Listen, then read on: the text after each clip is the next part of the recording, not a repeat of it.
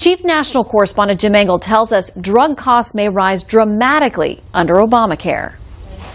Oddly enough, the new health care law often pays more for treating conditions than preventing them, in spite of its emphasis on preventive care, by reimbursing so little for critical drug therapies. Everybody involved in the healthcare delivery system knows that if you can prevent a disease, if you can manage a disease, the patient is better off.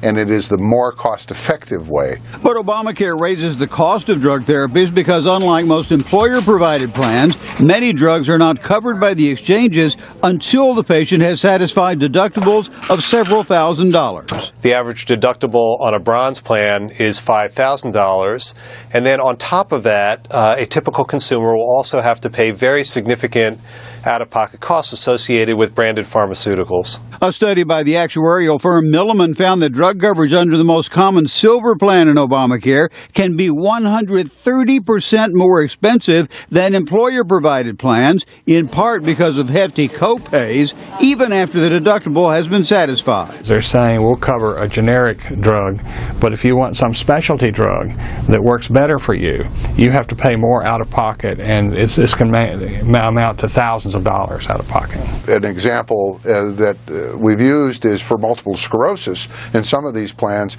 even after you reach the deductible, you're still being asked, patients are being asked to pay 40% of the cost of those therapies. Some worry high copays will discourage patients from taking their medications for chronic conditions, leading to more expensive problems. It may also discourage investment in new therapies for growing problems, such as Alzheimer's, which analysts say will affect 15 million people by 2050, costing $1.1 trillion a year in care.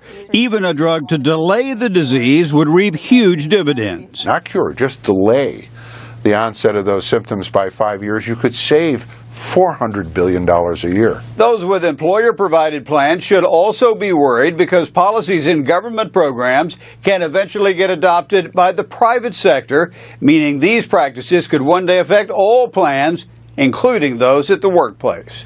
Shannon? Jim, thank you. Well, President Obama honors our military.